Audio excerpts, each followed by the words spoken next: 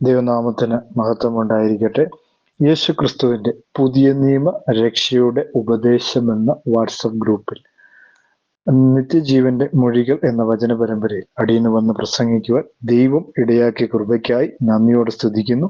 ഇതിന് അവസരം തന്ന എല്ലാ അഡ്മിന്മാരോടുമുള്ള നന്ദിയെ ഈ തരുണത്തിൽ അറിയിക്കുന്നു. അതുപോലെ ഞങ്ങളെ ഫേസ്ബുക്കിലും വാട്സപ്പിലും യൂട്യൂബിലും ശ്രദ്ധിക്കുന്ന എല്ലാ ദൈവമക്കളെയും ദൈവനാമത്തില് വന്ദനം ചെയ്യുന്നു. ഇന്ന് നമ്മൾ ചിന്തിക്കുവാനായിട്ട് പോകുന്നത് യേശു ക്രിസ്തുവിന്റെ അല്ലെങ്കിൽ ദൈവവചനത്തിലെ ഉടമ്പടികളെ കുറിച്ചാണ്. അല്ലെ, നമ്മൾ കഴിഞ്ഞ ദിവസങ്ങളിലൊക്കെ ചിന്തിച്ചുകൊണ്ടിരുന്നത് ഏകദൈവ വിശ്വാസിയായ മോശയെ കുറിച്ചായിരുന്നല്ലോ.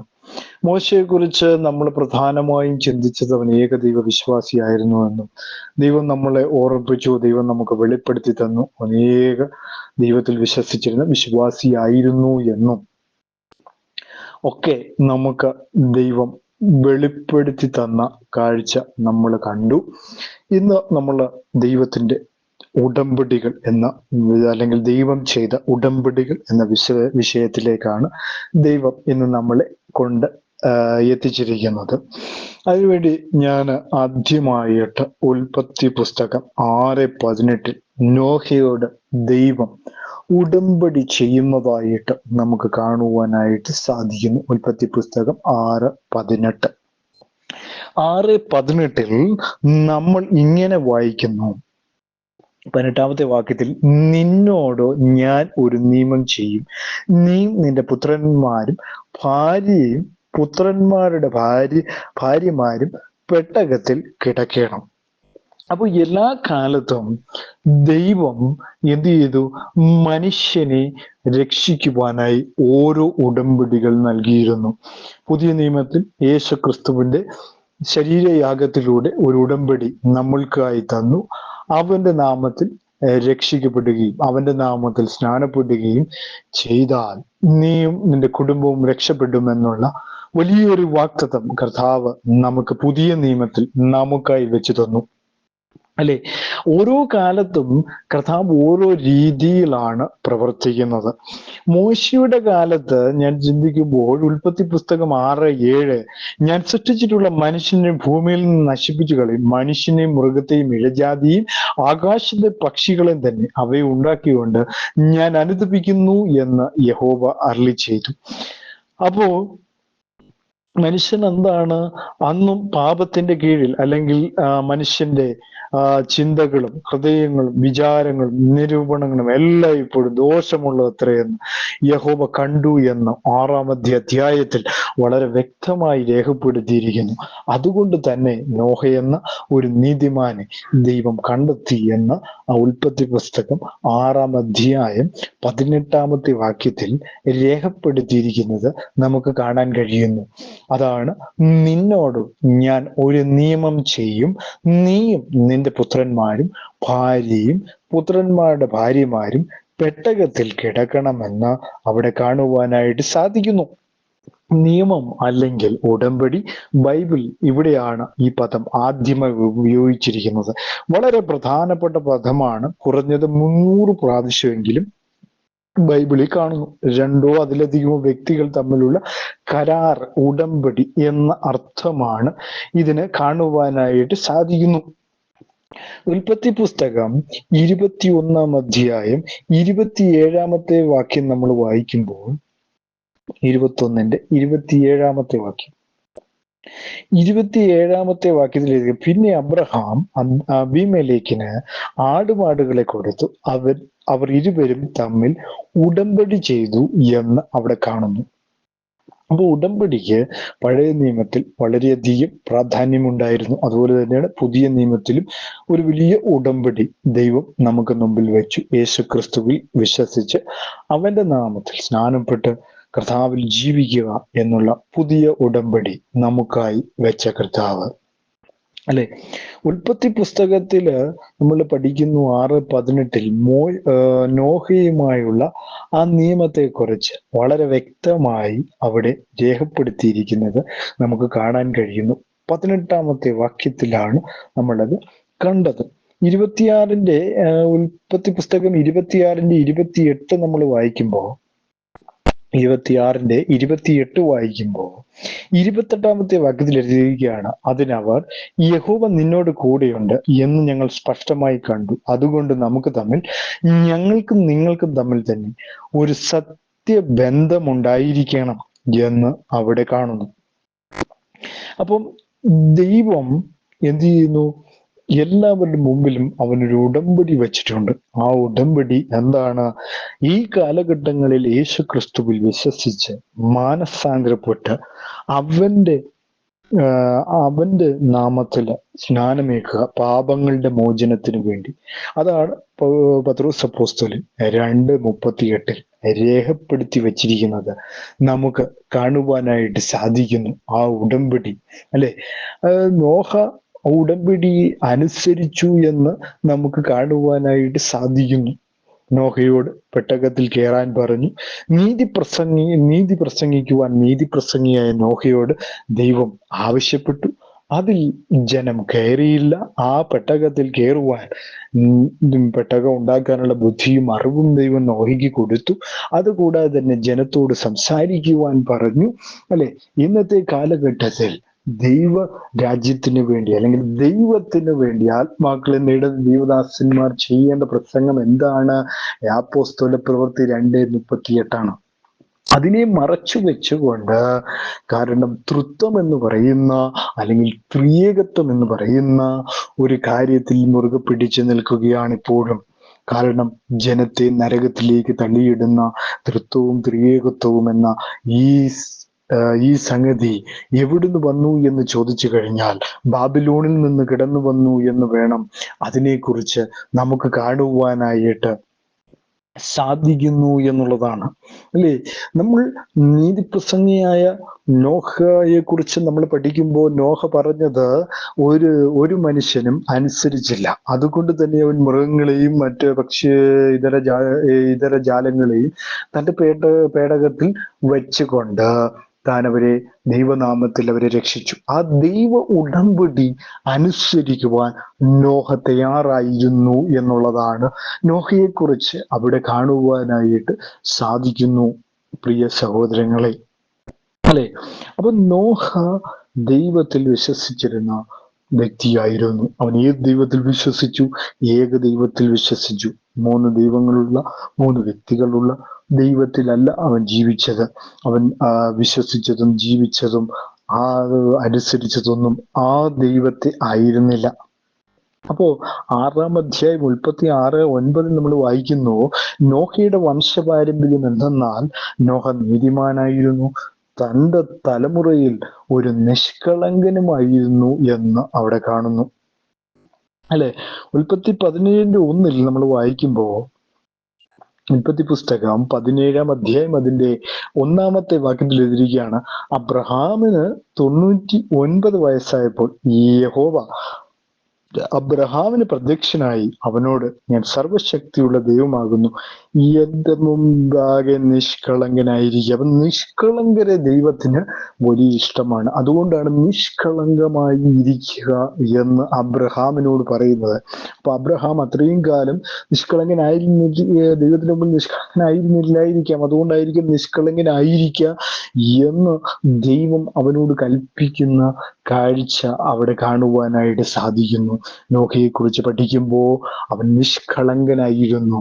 ഏക ദൈവത്തിൽ വിശ്വസിക്കുന്ന നിഷ്കളങ്ക സ്വഭാവമുള്ള ഒരു വ്യക്തിത്വമായിരുന്നു നോഹ എന്ന് പറയുമ്പോൾ വളരെ വ്യക്തമായി അവിടെ രേഖപ്പെടുത്തിയിരിക്കുന്നത് നമുക്ക് കാണുവാനായിട്ട് സാധിക്കുന്നു, പ്രിയ സഹോദരങ്ങളെ.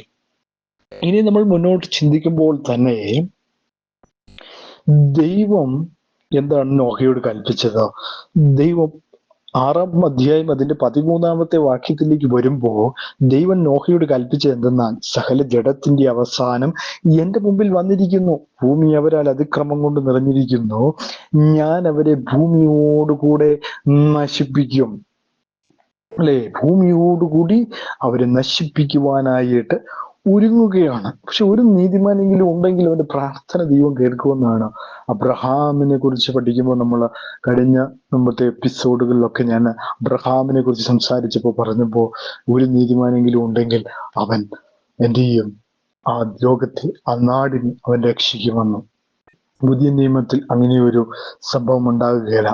കർത്താവിന്റെ രാജ്യത്തേക്ക് മാത്രമേ ഇനി നമുക്ക് പോക്കുള്ളൂ.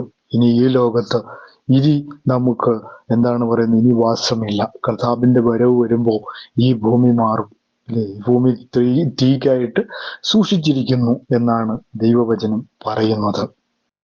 അപ്പോ ആ അർത്ഥത്തിലേക്ക് നമ്മൾ നോക്കുമ്പോൾ തന്നെ നോഹയോട് ഉടമ്പടി ചെയ്ത ദൈവം ഒരിക്കലും എന്ത് ചെയ്തില്ല?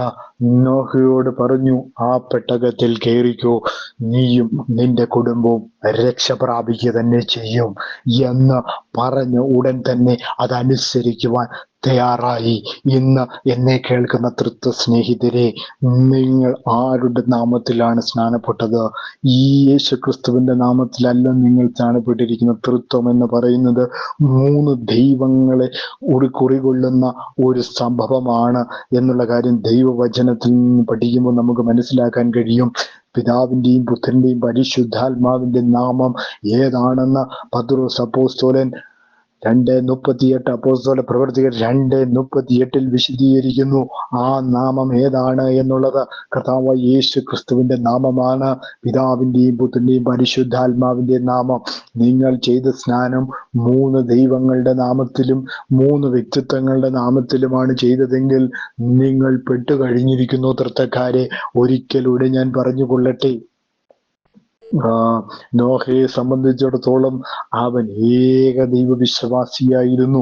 ആ ഏക ദൈവത്തിൽ വിശ്വസിച്ചു കൊണ്ടിരുന്നത് കൊണ്ട് അവനുള്ള പരിഹാര മാർഗവും ദൈവം അവിടെ ചെയ്യുന്നതായിട്ട് നമുക്ക് കാണുവാനായിട്ട് സാധിക്കുന്നു. പ്രിയ സഹോദരങ്ങളെ, ഈ ദിവസങ്ങളിൽ നിങ്ങൾ ചിന്തിക്കേണ്ട ഒരു കാര്യമാണ്, ദൈവം നിങ്ങളുടെ മുമ്പിൽ ഒരു ഉടമ്പടി വച്ചിരിക്കുന്നു. ഏതാണ് ഉടമ്പടി? യേശു ക്രിസ്തുവിന്റെ നാമത്തിൽ വിശ്വസിക്കുക. വിശ്വസിച്ചാൽ നീയും നിന്റെ കുടുംബവും അനുഗ്രഹിക്കപ്പെടുമെന്നുള്ള ഉടമ്പടി നിന്റെ മുമ്പിൽ വെച്ചിട്ടും നീ അതിനെ മറന്ന് പ്രവർത്തിക്കുന്നതെങ്കിൽ നിശ്ചയമായും നീ തകർന്നു പോകും. നോഹയുടെ വാക്കനുസരിച്ച് നോഹയുടെ കുടുംബവും നോഹയും രക്ഷപ്പെട്ടു. പിന്നീട് തൃത്വക്കാരെ, നിങ്ങൾ രക്ഷപ്പെട്ടില്ലെങ്കിൽ പിന്നെ പറഞ്ഞിട്ട് കാര്യമില്ല. കൈവിട്ടു പോയാൽ ഒരിക്കലും രക്ഷയില്ല എന്ന് ഞാൻ ഉറപ്പിച്ച് പറഞ്ഞുകൊള്ളട്ടെ. 2 ശമൂവേലിന്റെ പുസ്തകം 3-ാം അധ്യായം 12 മുതൽ 13 വരെയുള്ള വാക്യങ്ങൾ. 2 ശമൂവേൽ 3-ാം അധ്യായം 12 മുതൽ 13 വരെയുള്ള വാക്യങ്ങൾ നമ്മൾ വായിക്കുമ്പോൾ അവിടെ എഴുതിയിരിക്കുന്നത് ഇങ്ങനെയാണ്.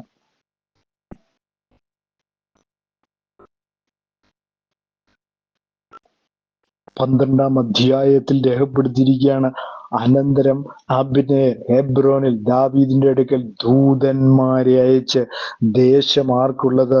എന്നോട് ഉടമ്പടി ചെയ്യുക, എന്നാൽ ഇസ്രായേലിനെയും നിന്റെ പക്ഷത്തിൽ വരുത്തേണ്ടതിന് എന്റെ സഹായം നിനക്കുണ്ടാകുമെന്ന് പറയിച്ചു.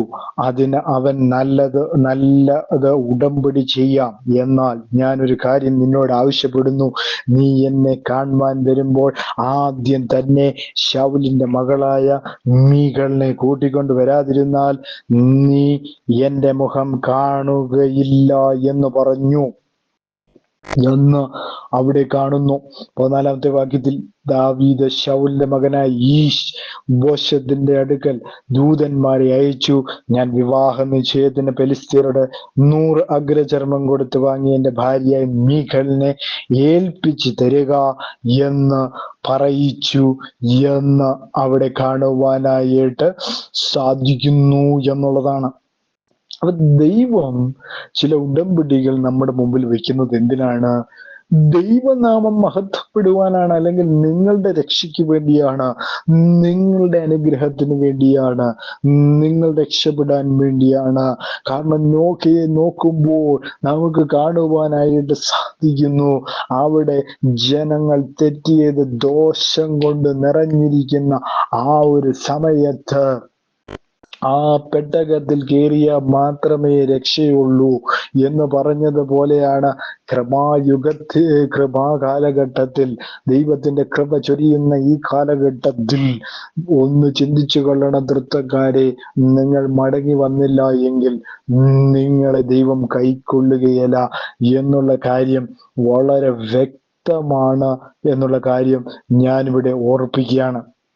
ഉൽപ്പത്തി പുസ്തകം 9-ാം അധ്യായം 9 മുതൽ 11 വരെയുള്ള വാക്യങ്ങൾ നമ്മൾ വായിക്കുമ്പോൾ, ഉൽപ്പത്തി പുസ്തകം 9-ാം അധ്യായം 9-ാം വാക്യം മുതൽ നമ്മൾ വായിക്കുമ്പോൾ അവിടെ കാണുന്നു, 9-ാമത്തെ വാക്യത്തിൽ എഴുതിയിരിക്കുകയാണ്, ഞാൻ ഇതാ നിങ്ങളോടും നിങ്ങളുടെ സന്തതിയോടും ഭൂമിയിൽ നിങ്ങളോട് കൂടിയുള്ള പക്ഷികളും കന്നുകാലികളും കാട്ടുമൃഗങ്ങളുമായ സകല ജീവജന്തുക്കളോടും പെട്ടകത്തിൽ നിന്ന് പുറപ്പെട്ട സകലവുമായി ഭൂമിയിലെ സകല മൃഗങ്ങളോടും ഒരു നിയമം ചെയ്യുന്നു. എന്താണ് നിയമം? ഇനി സകല ജഡവും ജലപ്രളയത്താൽ നശിക്കുകയില്ല. ഭൂമിയെ നശിപ്പിപ്പാൻ ഇനി ജലപ്രളയം ഉണ്ടാകുകയില്ല എന്ന് ഞാൻ നിങ്ങളോട് നിയമം ചെയ്യുന്നു. എൻ്റെ പ്രിയ സഹോദരങ്ങളെ, നിങ്ങൾ യേശു ക്രിസ്തുവിന്റെ നാമത്തിൽ രക്ഷിക്കപ്പെട്ട് സ്നാനപ്പെട്ട് വിശ്വസിച്ച് സ്നാനപ്പെട്ട് പാപങ്ങളുടെ മോചനത്തിനായുള്ള സ്നാനം സ്വീകരിച്ചില്ലെങ്കിൽ നിങ്ങൾ എന്ത് ചെയ്യും? അവിടെ നോഹയോട് പറഞ്ഞ ഉടമ്പടി നിങ്ങൾ ശ്രദ്ധിച്ചു കാണും അല്ലെ? എന്താണ്? ഇനി സകല ജഡവും ജലപ്രളയത്താൽ നശിക്കുകയില്ല, ഭൂമിയെ നശിപ്പാൻ ഇനി ജലപ്രളയം ഉണ്ടാവുകയില്ല എന്ന് ഞാൻ നിങ്ങളോട് ഒരു നിയമം ചെയ്യുന്നു. നിങ്ങൾ നരകത്തിൽ പോകാതിരിപ്പാൻ ദൈവം തന്ന ഒരു ഉടമ്പടിയാണ് ഈ ഉടമ്പടി. രക്തത്താലുണ്ടായ ഉടമ്പടി എന്നതിനെ വിളിക്കും. യേശു ക്രിസ്തുവിന്റെ 33 തിരുവെഴുത്തിലെ രക്തം മുഴുവനും നമുക്ക് വേണ്ടി പകർന്നു തന്ന കർത്താവ് നമുക്ക് വേണ്ടി പകർന്നു തന്ന ആ രക്തം എന്തിനു വേണ്ടിയാണ്? അതൊരു വലിയ ഉടമ്പടിയാണ്. ഞാനും നിങ്ങളും രക്ഷപ്പെടേണ്ടതിന്, പാപത്തിന്റെ കീഴിലായിരുന്ന നമ്മൾ രക്ഷപ്പെടേണ്ടതിന് കർത്താവ് തന്ന വലിയ ഒരു ഉടമ്പടിയാണ്.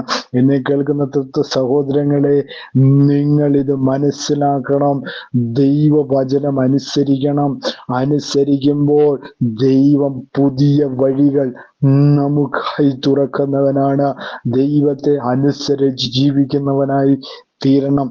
അല്ലാതെ 3 ദൈവങ്ങളെ, ത്രിയേകം തൃത്വം എന്ന് പറയുന്ന സംഗതികളെ അല്ല ആരാധിക്കേണ്ടത്. ദൈവം ഒരുവനാണ് അല്ലേ എന്ന് പൗലോസ് അപ്പോസ്തലൻ പഠിപ്പിക്കുകയാണ്. പിതാവായ ഏക ദൈവമേ നമുക്കുള്ളൂ എന്ന് നമ്മൾ പഠിപ്പിക്കുമ്പോൾ പല ആളുകളും പറയുന്നത് ത്രിമൂർത്തികളാണ് ദൈവം, 3 പേർ ചേർന്നതാണ് ദൈവം, 3 വ്യക്തിത്വങ്ങൾ ദൈവത്തിൽ അടങ്ങിയിരിക്കുന്നു എന്നൊക്കെ പഠിപ്പിക്കുന്ന പൈശാചിക ആത്മാക്കളുള്ളവർ പഠിപ്പിക്കുകയാണ് 3 പേരുണ്ട് എന്നുള്ള കാര്യത്തെ കുറിച്ച്. എന്നെ കേൾക്കുന്ന തൃത്വ സ്നേഹിതരെ, നിങ്ങൾ മടങ്ങി വന്നില്ല എങ്കിൽ നിങ്ങൾ നിങ്ങളുടെ നരകത്തിലേക്കുള്ള വഴികൾ തുറന്നു വെച്ചുകൊണ്ടിരിക്കുകയാണ് എന്നുള്ള കാര്യം മറന്നു പോകരുത്. ഉൽപ്പത്തി പുസ്തകം 15-ാം അധ്യായം 18 മുതൽ 21 വരെയുള്ള വാക്യങ്ങൾ നമ്മൾ വായിക്കുമ്പോൾ, 18 മുതൽ 21 വരെയുള്ള വാക്യങ്ങളിൽ അന്ന് യഹോവ അബ്രഹാമിനോട് ഒരു നിയമം ചെയ്തു. നിന്റെ സന്തതിക്കും ഞാൻ മിസ്രൈം നദി തുടങ്ങി ഫ്രാത്ത് നദിയായ മഹാനദി വരെയുള്ള ഈ ദേശത്ത് കേന്യർ, കെനീസ്യർ, കദ്മോന്യർ,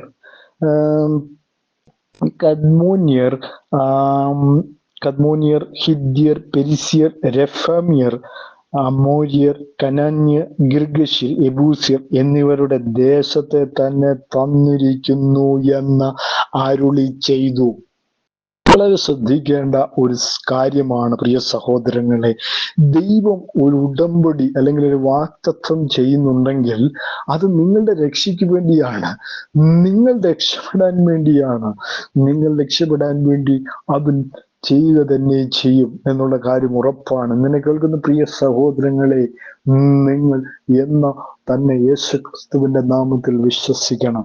വിശ്വസിച്ച് അവന്റെ നാമത്തിൽ സ്നാനമേറ്റ് അവന് വേണ്ടി ജീവിച്ചാൽ നിങ്ങളെ അനുഗ്രഹിക്കുന്ന ദൈവമാണ്.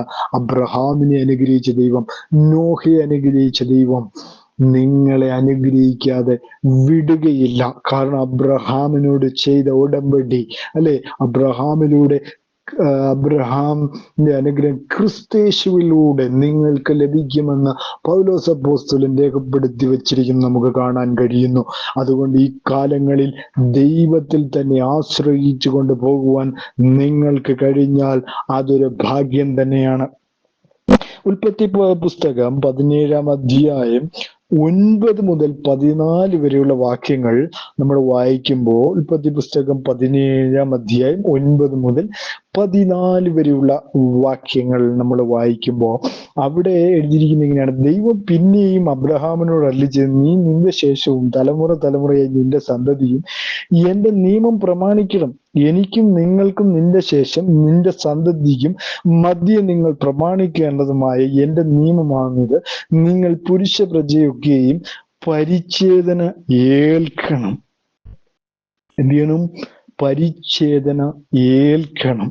നിങ്ങളുടെ അഗ്രചർമ്മം പരിച്ഛേദന ചെയ്യണം. അത് നിങ്ങൾക്ക് മധ്യയുള്ള നിയമത്തിന്റെ അടയാളം ആകും എന്ന് അവിടെ കാണുവാനായിട്ട് സാധിക്കുന്നു. 12-ാം വാക്യം, തലമുറയായി നിങ്ങളിൽ പുരുഷ പ്രജയൊക്കെയും 8 ദിവസം പ്രായമാകുമ്പോൾ പരിച്ഛേദന ഏൽക്കണം. വീട്ടിൽ ജനിച്ച ദാസനായാലും നിന്റെ സന്തതി അല്ലാത്തവനായി അന്യനോട് വിലയ്ക്ക് വാങ്ങിയവനായാലും ശരി, നിന്റെ വീട്ടിൽ ജനിച്ച ദാസനായാലും നീ വില കൊടുത്ത് വാങ്ങിയവനെ പരിച്ഛേദന ഏറ്റ് കഴിയും.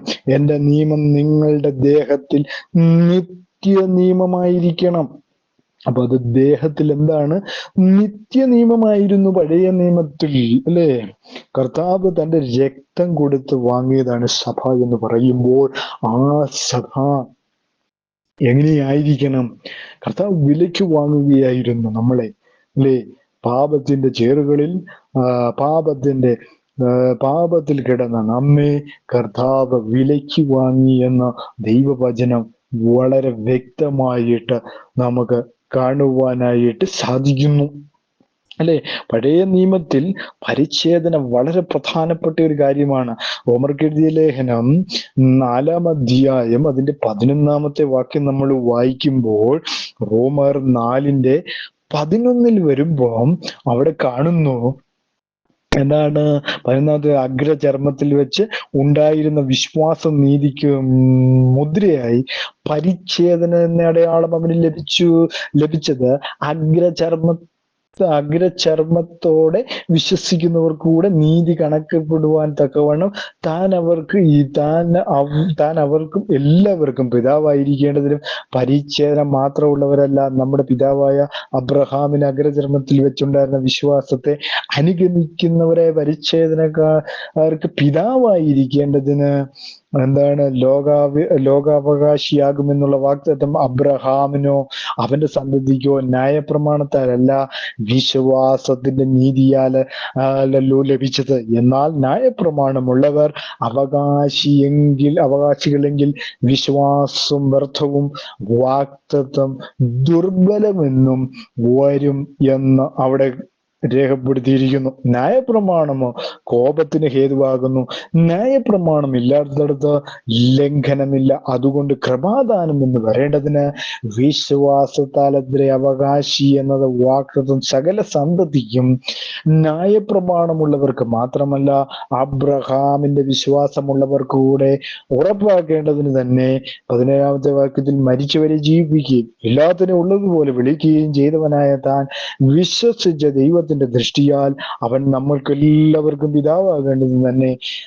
ഞാൻ നിന്നെ ബഹുജാതികൾക്ക് പിതാവാക്കി വെച്ചെന്ന് എഴുതിയിരിക്കുന്നുവല്ലോ, നിന്റെ സന്തതി ഇവണ്ണമാകുമെന്ന് അരുളി ചെയ്യുന്നത് പോലെ താൻ ബഹുജാതികൾക്ക് പിതാവാകുമെന്ന് അവൻ ആശയ്ക്ക് വിരോധമായി ആശയോടെ വിശ്വസിച്ചു. അവൻ ഏകദേശം 100 വയസ്സുള്ളവനാകിയാൽ തന്റെ ശരീരം നിർജീവമായി പോയതും സാറയുടെ ഗർഭത്തിന്റെ നിർജീവത്വം ഗ്രഹിച്ചിട്ടും വിശ്വാസത്താൽ ക്ഷീണിച്ചില്ല.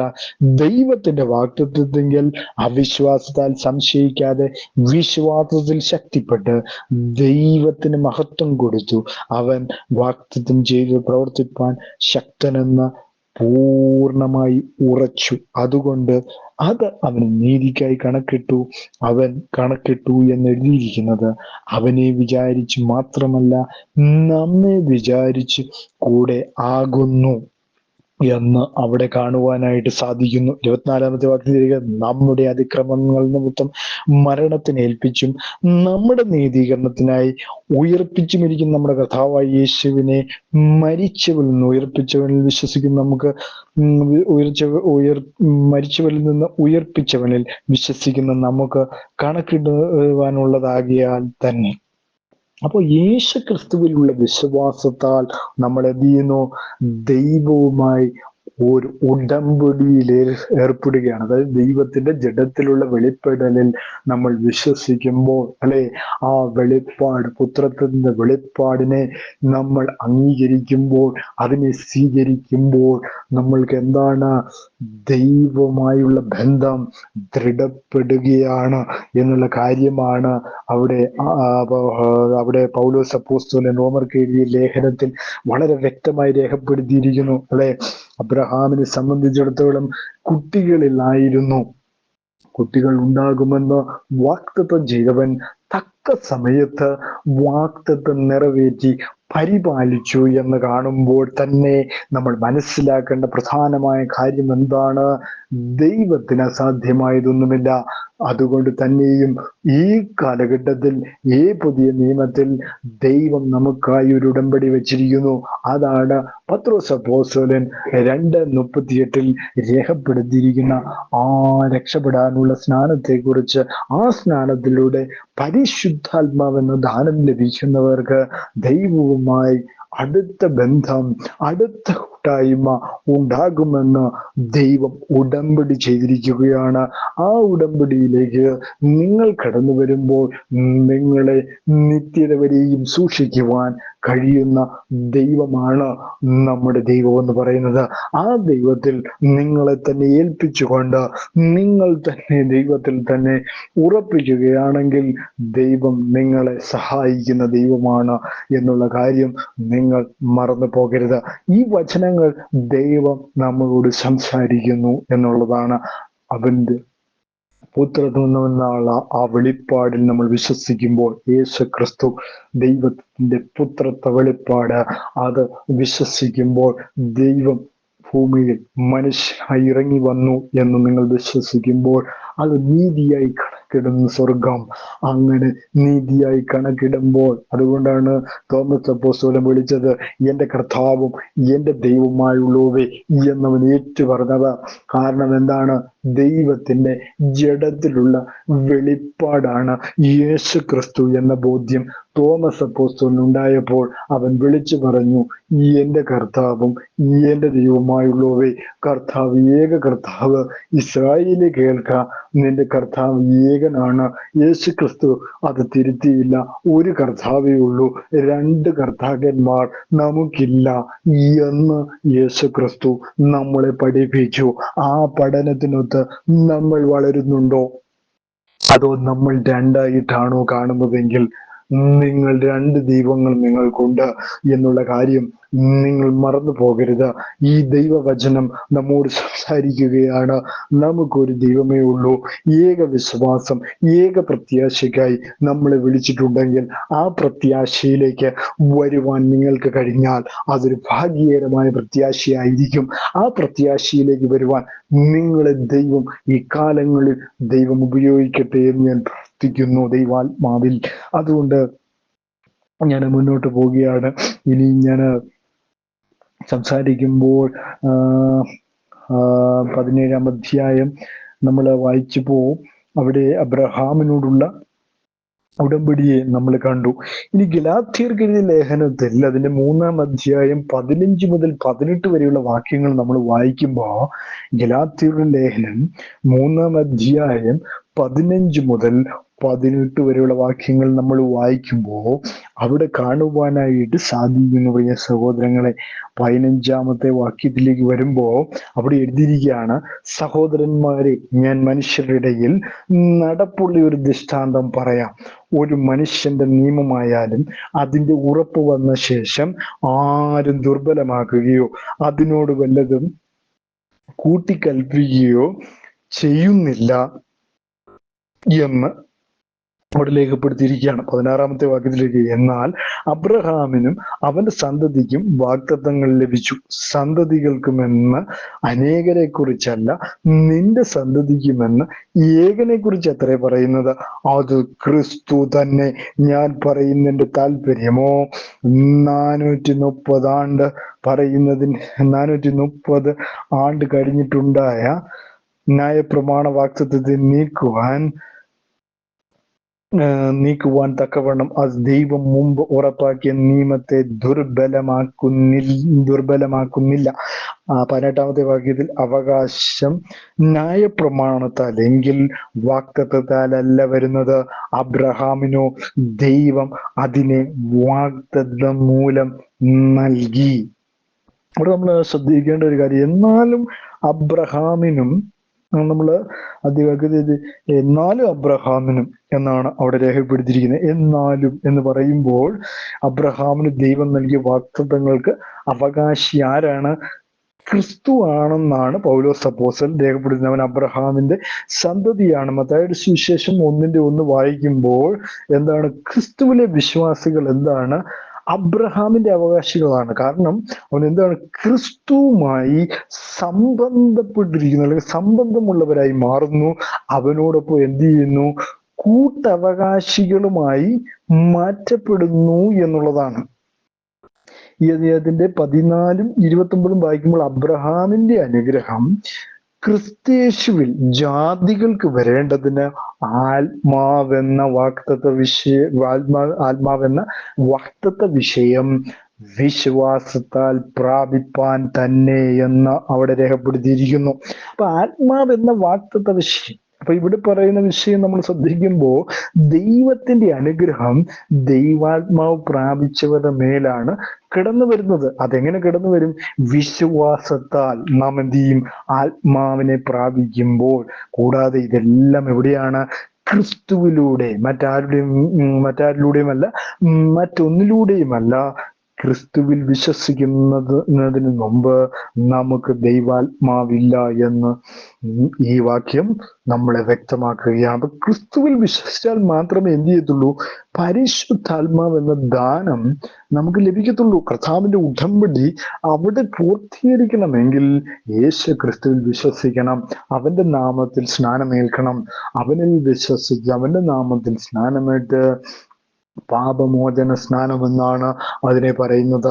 അല്ലാതെ തൃത്വ സ്നാനമെന്നല്ല, ത്രിയേക സ്നാനമെന്നല്ല, ത്രിയേക ദൈവത്തിന്റെ നാമത്തിലുള്ള സ്നാനമല്ല, യേശു ക്രിസ്തുവിന്റെ നാമത്തിലുള്ള സ്നാനം. ആ സ്നാനം സ്വീകരിക്കുന്നവൻ മാത്രമേ എന്ത് ചെയ്യത്തുള്ളൂ? രക്ഷപ്പെടുകയുള്ളൂ എന്ന് വളരെ വ്യക്തമായി ദൈവവചനം നമ്മോട് സംസാരിക്കുന്നു എന്നുള്ളതാണ്. അപ്പോ നമ്മൾ മനസ്സിലാക്കേണ്ട കാര്യം എന്താണ്? അബ്രഹാമിന് ദൈവം നൽകിയ വാഗ്ദത്തങ്ങൾക്ക് അവകാശി ആരാണ്? യേശു ക്രിസ്തുവാണ് എന്നാണ് പൗലോസ് അപ്പോസ്തലൻ അവിടെ രേഖപ്പെടുത്തുന്നത്. കാരണം എന്താണ്? മത്തായി 1:1 അവൻ ആരാണെന്നാണ് പറഞ്ഞത്? അബ്രഹാമിന്റെ തലമുറയിൽ വന്ന് ജനിച്ചു യേശു ക്രിസ്തു, അല്ലെ? ദൈവത്തിന്റെ പുത്രത്വത്തിന്റെ വെളിപ്പാട് അബ്രഹാമിന്റെ തലമുറയിൽ വന്ന് ജനിച്ചു. ദൈവം വന്ന് അബ്രഹാമിന്റെ തലമുറയിൽ ജനിക്കുന്നു. അതുകൊണ്ടാണ് യഹൂദന്മാർ ചോദിക്കുമ്പോൾ പറയുന്നു, ഞാൻ അബ്രഹാമിന് മുമ്പേ ഉള്ളവൻ. അതെങ്ങനെ ശരിയാവില്ലേ? അബ്രഹാമിന് മുമ്പേ ഞാനുണ്ട്. യേശുക്രിസ്തുവിനോട് യഹൂദന്മാർ ചോദിക്കുമ്പോൾ പറയും, നിനക്ക് അതിന് 40 വയസ്സ് പോലും ആയിട്ടില്ലല്ലോ എന്നൊക്കെ പറഞ്ഞ് യേശുക്രിസ്തുവിനെ കളിയാക്കുമ്പോൾ യേശുക്രിസ്തു എന്ന മറുപടി പറയുന്ന കേട്ടില്ലേ? എന്താ പറഞ്ഞത്? ഞാൻ അബ്രഹാമിന് മുമ്പേ ഉള്ളവൻ എന്ന് പറയുമ്പോൾ തന്നെ അവൻ എന്ത് ചെയ്യാണ്? ദൈവമാണ് എന്നുള്ള കാര്യമാണ്. അവൻ അബ്രഹാമിനും ദൈവമാണ് എന്ന് അവിടെ പറയുന്ന കാഴ്ചയും നമുക്ക് അവിടെ കാണുവാനായിട്ട് സാധിക്കുന്നു. റോമർക്ക് എഴുതിയ ലേഖനം 4:13 നമ്മൾ വായിക്കുമ്പോൾ റോമർ 4:13 രേഖപ്പെടുത്തിയിരിക്കുന്നത് ഇങ്ങനെയാണ്. 4-ാം അധ്യായം അതിന്റെ 13-ാമത്തെ വാക്യത്തിൽ രേഖപ്പെടുത്തിയിരിക്കുന്നു, ലോക അവകാശിയാകും എന്നുള്ള വാഗ്ദത്തം അബ്രഹാമിനോ അവന്റെ സന്തതിക്കോ ന്യായപ്രമാണത്താലല്ല, വിശ്വാസത്തിന്റെ നീതിയാലല്ലോ ലഭിച്ചത്. ന്യായപ്രമാണത്താലല്ല. ന്യായപ്രമാണം പൂർത്തീകരിക്കണമെങ്കിൽ ആര് വരേണ്ടി വന്നു? അത് ഉണ്ടാക്കിയവൻ തന്നെ ഇറങ്ങി വരേണ്ടതായി വന്നു അത് പൂർത്തീകരിക്കുവാൻ. വളരെ ശ്രദ്ധിക്കേണ്ട ഒരു കാര്യമാണ്. ന്യായപ്രമാണം പൂർത്തീകരിക്കുവാൻ അതുണ്ടാക്കിയ ദൈവം തന്നെ, അല്ലെങ്കിൽ അത് അവന്റെ കൽപ്പന തന്നെ അവൻ പൂർത്തീകരിച്ചു. അവൻ ഭൂമിയിൽ വന്ന് അത് പൂർത്തീകരിച്ചു. മനുഷ്യനെ കൊണ്ട് സാധിച്ചില്ല. അതുകൊണ്ടാണ് പൗലോസ് അപ്പോസ്തലൻ പറയുന്നത്, എല്ലാവരും ഒരുപോലെ തെറ്റിപ്പോയി, പ്രമാണത്തിൽ ആരും നിന്നില്ല, പ്രമാണത്തിൽ നിൽക്കുവാൻ ആർക്കും കഴിഞ്ഞില്ല, എല്ലാവരും ഒരുപോലെ തെറ്റിപ്പോയി എന്ന് അപ്പോസ്തലൻ തന്റെ ദൈവവചനത്തിൽ രേഖപ്പെടുത്തിയിരിക്കുന്നത് നമുക്ക് കാണുവാനായിട്ട് സാധിക്കുന്നു, പ്രിയ സഹോദരങ്ങളെ. അതുകൊണ്ടാണ് ന്യായപ്രമാണം പൂർത്തീകരിക്കുവാൻ യേശു ക്രിസ്തുവായി പുത്രത്വമായി ദൈവം ഭൂമിയിലേക്ക് ഇറങ്ങി വന്നത്. മക്കൾ ജഡരക്തങ്ങളോട് കൂടിയവരായതുകൊണ്ട് അവനും അവരെ പോലെയായി എന്ന് എബ്രായർ ലേഖനത്തിൽ പൗലോസ് അപ്പോസ്തലൻ രേഖപ്പെടുത്തി വച്ചിരിക്കുന്നത് നമുക്ക് കാണുവാനായിട്ട് സാധിക്കുന്നു.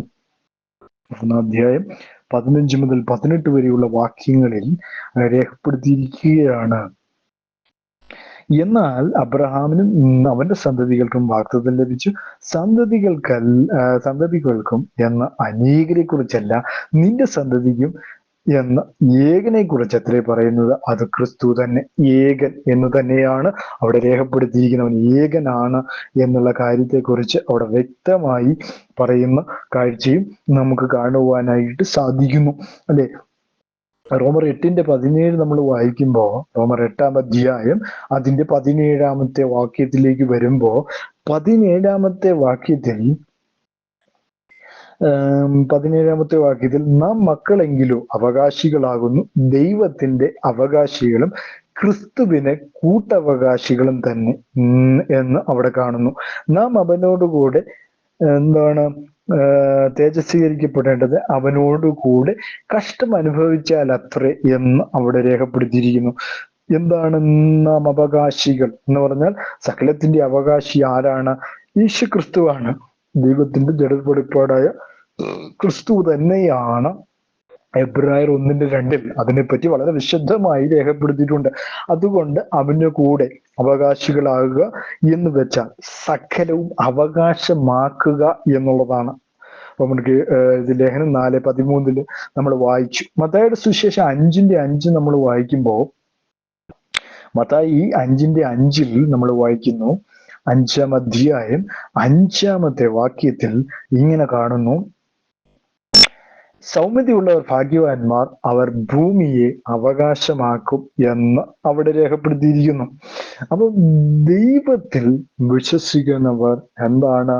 അവകാശികളായി തീരും. അതായത് യേശുക്രിസ്തുവിന്റെ നാമത്തിൽ രക്ഷിക്കപ്പെട്ട് സ്നാനപ്പെട്ട് അവനിൽ വിശ്വസിക്കുന്നവർക്ക് ദൈവമക്കളാകുവാനുള്ള ഭാഗ്യം, ആ ഉടമ്പടി ദൈവം നൽകിയിരിക്കുന്നു. അബ്രഹാമിനോടും നോഹയോടും ചെയ്ത ഉടമ്പടികൾ നമ്മൾ നോക്കുമ്പോൾ പുതിയ നിയമ കാലഘട്ടത്തിൽ എത്രയോ വലിയ ഒരു ഭാഗ്യമല്ലേ? ആബാ പിതാവി എന്ന് വിളിക്കുന്ന പുത്രത്വത്തിന്റെ ആത്മാവിനെ നമുക്ക് തന്നിട്ടുണ്ടെങ്കിൽ അത് നമ്മളുടെ അനുഗ്രഹത്തിന് വേണ്ടിയാണ്, നമ്മുടെ രക്ഷയ്ക്ക് വേണ്ടിയാണ്. ആ യേശു ക്രിസ്തുവിനെ തള്ളിക്കളയാതെ ആ യേശു ക്രിസ്തുവിനെ തന്നെ മുറുകെ പിടിച്ച് മുന്നോട്ട് പോകാൻ കഴിയുന്നവർക്ക് ദൈവം വലിയവ ചെയ്യുക തന്നെ ചെയ്യും. അവർ നരകത്തിലേക്ക് കിടക്കാതെ സ്വർഗരാജ്യത്തിലേക്ക് കടന്നു പോകും. കാരണം അതിന് ദൈവം സഹായിക്കുക തന്നെ ചെയ്യുമെന്ന് ഈ വചനം നമ്മളോട് സത്യമായി നമ്മളോട് സംസാരിക്കുന്നു. കാരണം പരിശുദ്ധാത്മാവിന് ദാനം ലഭിക്കുമ്പോൾ പാപത്തെക്കുറിച്ചും നീതിയെക്കുറിച്ചുമുള്ള ബോധം നമ്മളിൽ ഉണ്ടാവുകയും ദൈവത്തോട് അടുക്കുവാനുള്ള ആ മനസ്സും ശക്തിയും ദൈവം നമുക്ക് നൽകുകയും ചെയ്യും. ദൈവത്തെ തന്നെ ആശ്രയിച്ച് മുന്നോട്ട് പോകുവാൻ നമുക്ക് ശക്തി തരികയും ചെയ്യും എന്നുള്ള കാര്യം നമ്മൾ എന്ത് ചെയ്യരുത്, മറന്നു പോകരുത്. 15 മുതൽ 18 വരെയുള്ള വാക്യങ്ങൾ നമ്മൾ വായിച്ചത് ആ ഉടമ്പടിയെ കുറിച്ചാണ്. അല്ലെ? ആ ഉടമ്പടിയിൽ വളരെ വ്യക്തമായി നമ്മൾ കണ്ട കാഴ്ച അതിനെയാണ്. 17-ാമത്തെ വാക്യത്തിൽ ഞാൻ പറയുന്നതിന്റെ താല്പര്യമോ, 430 ആണ്ട് കഴിഞ്ഞിട്ടുണ്ടായ ന്യായപ്രമാണം വാഗ്ദത്തത്തെ നീക്കുവാൻ തക്കവണ്ണം അത് ദൈവം മുമ്പ് ഉറപ്പാക്കിയ നിയമത്തെ ദുർബലമാക്കുന്നില്ല. അവകാശം ന്യായപ്രമാണത്തിലെങ്കിൽ വാഗ്ദത്തത്താലല്ല വരുന്നത്. അബ്രഹാമിനോ ദൈവം അതിനെ വാഗ്ദത്തം മൂലം നൽകി എന്ന് അവിടെ രേഖപ്പെടുത്തിയിരിക്കുന്നു. അപ്പൊ അവകാശം എന്ന വാക്ക് അവിടെ കാണുവാനായിട്ട് സാധിക്കുന്നു. എന്താണ് അവകാശം എന്ന് പറയുന്നതിനെ കുറിച്ച് നമ്മൾ ചിന്തിക്കുമ്പോൾ അവകാശം അല്ലെ, 13:18 നമ്മൾ വായിക്കുന്നത് ഇങ്ങനെയാണ്: ന്യായപ്രമാണവും വിശ്വാസവും എന്താണ്? വിശ്വസ തത്വങ്ങൾ പോലെ ന്യായപ്രമാണവും അബ്രഹാമിനുള്ള ദൈവത്തിന്റെ വാഗ്ദത്തവും തികച്ചും എന്താണ്? വിശ്വസ്തമാണ്. അബ്രഹാമിലൂടെ മനുഷ്യരെ അനുഗ്രഹിക്കുമെന്നുള്ള ദൈവത്തിന്റെ വാഗ്ദത്തം തികച്ചും വ്യത്യാസമാണ്. അബ്രഹാമിലൂടെ മനുഷ്യരെ അനുഗ്രഹിക്കുമെന്നുള്ള ദൈവീക വാഗ്ദത്തത്തിന് ന്യായപ്രമാണവുമായി ഒരു ബന്ധവുമില്ല. ദൈവം ഒരു വാഗ്ദത്തം നൽകുമ്പോൾ മനുഷ്യർ അത് എങ്ങനെ വിശ്വസിക്കുകയും സന്തോഷിക്കുകയും വേണം. കൽപ്പനകളും ചടങ്ങുകളും അനുഭവിക്കുന്നുണ്ട്. ദൈവം അത് പൂർത്തീകരിച്ച് തരുവാൻ വേണ്ടി ശ്രമിക്കേണ്ട കാര്യം ഇല്ല എന്നുള്ള കാര്യം നമ്മൾ മറന്നു പോകരുത്. ദൈവം അബ്രഹാമിലൂടെ നമ്മൾ ക്രിസ്തയേശുവിൽ അനുഗ്രഹിക്കപ്പെടുകയാണ്. അബ്രഹാമിന്റെ വാഗ്ദത്തങ്ങളെല്ലാം ക്രിസ്തയേശുവിലൂടെ നമുക്ക് ലഭിക്കുന്നു എന്ന വചനം വളരെ വ്യക്തമായി രേഖപ്പെടുത്തിയിരിക്കുന്നത് നമുക്ക് കാണുവാനായിട്ട് സാധിക്കുന്നു. അതുകൊണ്ട് ഈ കാലങ്ങളിൽ യേശുക്രിസ്തുവിന്റെ നാമത്തിൽ സ്നാനപ്പെടാത്തവർ യേശുക്രിസ്തുവിന്റെ നാമം സ്വീകരിച്ച് സ്നാനപ്പെട്ട് കർത്താവിനോട് ചേരുവാൻ തയ്യാറാകുന്നവർക്ക് ദൈവം വലിയ വഴികൾ ഈ ദിവസങ്ങളിൽ തുറക്കുമെന്ന് ദൈവവചനം വളരെ ശക്തമായി സംസാരിക്കുന്നു. ഈ വചനങ്ങൾ നിങ്ങൾക്ക് അനുഗ്രഹപ്രദമായെങ്കിൽ ഞാൻ നിങ്ങൾക്ക് വേണ്ടി പ്രാർത്ഥിക്കുവാൻ പോകുന്നു. മഹാപരിശുദ്ധനും നിത്യനുമായ ദൈവമേ, ഈ സമയത്തിനായി സ്തുതിക്കുന്നു. ഞങ്ങൾക്ക് വചനം പകർന്നു തരികയും ഞങ്ങളെ പഠിപ്പിക്കുകയും ചെയ്യുന്ന കൃപയ്ക്കായി നന്ദിയോടെ സ്തുതിക്കുന്നു. കർത്താവ് ഞങ്ങളെ വിടുവിക്കുകയും സഹായിക്കുകയും ചെയ്യുന്ന നന്ദി പറയുന്ന കർത്താവ്, കൃപയോടെ ഞങ്ങളെ സഹായിക്കണം. ഇനിയും നിന്റെ വചനം സംസാരിക്കുവാൻ ഞങ്ങളെ ബലപ്പെടുത്തണമേ എന്ന് ഞാൻ പ്രാർത്ഥിക്കുന്ന കർത്താവ്, കൃപയാൽ ഞങ്ങളോട് കൂടെ ഇരിക്കണമേ എന്ന് ഞാൻ പ്രാർത്ഥിക്കുന്ന കർത്താവ്, ഞങ്ങളെല്ലാവരും അനുഗ്രഹിക്കണം. അതുപോലെ തന്നെ രോഗികളായിട്ട് ഭാരപ്പെടുന്ന എല്ലാവർക്കും കർത്താവ് പൂർണ്ണമായ സൗഖ്യം വിടുതലും കർത്താവ് നൽകണമേ എന്ന് ഞാൻ പ്രാർത്ഥിക്കുന്നു. കർത്താവിന്റെ കൃപ എല്ലാവരോടും കൂടെ ഇരിക്കണമേ എന്ന് ഞാൻ പ്രാർത്ഥിക്കുന്നു. കർത്താവിന്റെ നാമത്തിൽ സ്നാനപ്പെടാത്തവർ എത്രയും പെട്ടെന്ന് സ്നാനപ്പെടുവാൻ കർത്താവ് കൃപ ചെയ്യണമേ എന്ന് ഞാൻ പ്രാർത്ഥിക്കുന്നു. ഇതിൽ അഡ്മിന്മാരായി കൊടുക്കുന്ന എല്ലാവരെയും കർത്താവിന്റെ കരങ്ങളിൽ ഏൽപ്പിച്ച് പ്രാർത്ഥിക്കുന്നു. കൃപ എല്ലാവരോടും കൂടെ ഇരിക്കണം. പ്രാർത്ഥന സ്വർഗം ശ്രദ്ധിപ്പിച്ച് കേട്ടുക. സ്വത്രമാനും മഹത്വപചനം എടുക്കണം. എല്ലാം യേശു ക്രിസ്തുവിന്റെ ധന്യമുള്ള നാമം തന്നെ. ആമീൻ, ആമീൻ. സ്വത്രം.